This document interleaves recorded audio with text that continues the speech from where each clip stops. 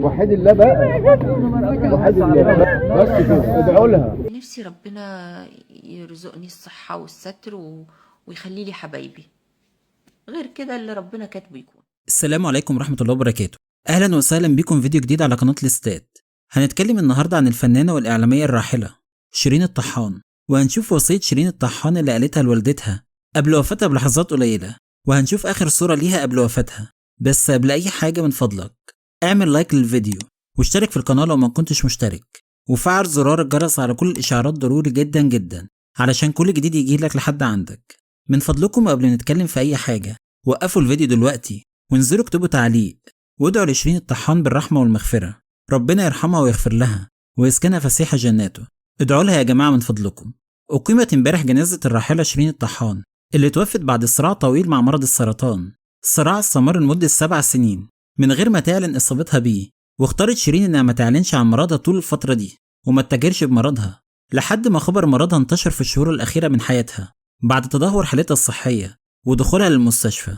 وفي البداية كان مسموح ليها بالزيارة، لكن بعد كده حالتها اتدهورت ودخلت العناية المركزة، وفي آخر أيامها اتحطت على أجهزة تنفس صناعي لحد ما أعلن وفاتها امبارح. وشهدت جنازتها انهيار تام من والدتها اللي قالت كلام صعب جدا أثناء الجنازة، زي سبتيني لمين يا بنتي، عشت في صمت ومت في صمت، كلام وجع قلوب كل الحاضرين. وحاول كل الحضور انهم يهدوها.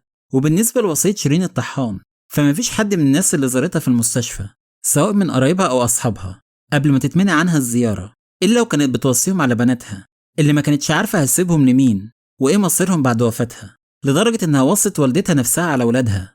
والدتها اللي أكيد طبعا مش هتتأخر عنهم، لكن هي كانت وصلت لمرحلة من الخوف والذعر كبيرة جدا، خصوصا إنها كانت عارفة إنها مسألة وقت وإن المرض خلاص وصل لمراحله الأخيرة. وكلنا أكيد بنتمنى إن كل اللي وصتهم شيرين الطحان على بناتها سواء من قرايبها أو أصحابها إنهم ينفذوا وصيتها. والجدير بالذكر إن شيرين الطحان في الفترة الأخيرة ما كانتش متفاعلة على السوشيال ميديا بشكل كبير بسبب طبعا تعبها ومرضها اللي كانت بتعاني منه، إلا إنها نشر الصورة ليها على حسابها في موقع انستجرام في شهر فبراير اللي فات من غير ما تعلق عليها بأي تعليق. ودي كانت آخر صورة لشيرين الطحان قبل وفاتها وقبل دخولها للمستشفى. ربنا يرحمها ويصبر أهلها وكل محبيها على فراقها. وفي النهاية أنا بشكركم جدا لأنكم كملتوا معايا الفيديو لحد دلوقتي، على وعد بلقاء جديد. ولحد هنا يكون الفيديو خلص، إلى اللقاء في فيديو جديد وخبر جديد. سلام.